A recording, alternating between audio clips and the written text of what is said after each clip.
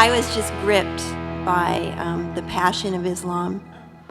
You got up at 4 in the morning and you prayed. Your family prayed. It was just your way of life. And why do you think that same passion does not exist in American Christianity?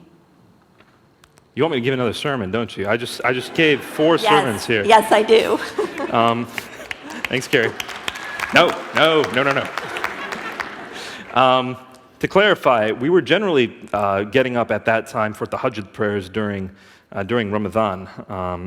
I would try my best to get up early in the morning for Fajr prayers otherwise, but the tahajjud prayers are the earliest. And so we'd wake up during Ramadan super early at 4 a.m. Anyhow, man, that's an intense question. I think the reason why Paul says, work out your salvation with fear and trembling. I think the reason why Jesus says he's going to come back like a thief in the night, you're not going to know when it's going to happen, so always be watching. I think the reason these kinds of things are said is so that we would be vigilant and so that we would constantly be on our game and constantly be thinking about things. The Protestant Reformation, I'm a Protestant, so the Protestant Reformation, I think, was on point with a lot of issues. But the one thing that I think we have taken far beyond where we should have taken it is grace. I do think God gives us all grace. I think His grace is free for all of us. But we have taken advantage of that grace. And instead of letting that grace drive us to saying we have been set free to suffer and die for the sake of our enemies, we've taken that grace to say, well, I'm going to go to heaven, so I'm fine. And we've let it lull us into a sense of complacency. And I think Jesus says to people like that, I'm going to spit you out. That's what the book of Revelation shows Jesus saying. You read Jesus in the Gospels, he is gung-ho. He is all or nothing. He is 100% in. And he says stuff like, it's easier for the camel to enter through an eye of a needle than for the rich man to enter into heaven. There was no gate in Jerusalem called the eye of the needle. He's literally saying it's easier for a big old camel to enter through an eye of a needle than for a rich man to enter into the kingdom of heaven.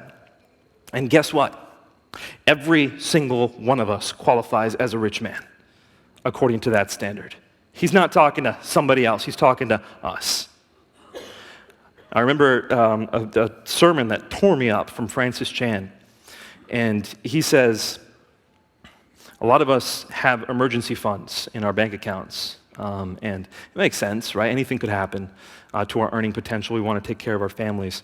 And if our sister or our brother were in need, we would give our money to them, sure. And then he looks right at us and he says, your brother and your sister are in need. Empty out your bank accounts. Give it to your family that's dying around the world. You are part of this family, this body of Christ, and you're so self-absorbed and self-consumed. And I'm not just speaking to you, I'm speaking to myself in the middle of this because it's really hard to handle this in the United States where all of us have fresh water, all of us have plumbing, all of us are taken care of. But I think Jesus says, you want to build a bigger barn for yourself? You fool! Don't you realize your life will be required of you this very night?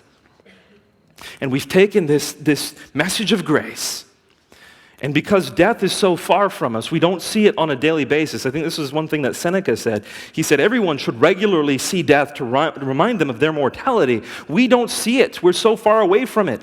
Even when ISIS sends us a video of them beheading 21 people, no one actually watches it because we don't want to see that. And that makes us think that we're going to live forever. It makes us think that the world isn't dying right now. I completely forgot your question. Good. But I think that the passion that is there within Islam is a result of the fact that they don't have that kind of unlimited grace.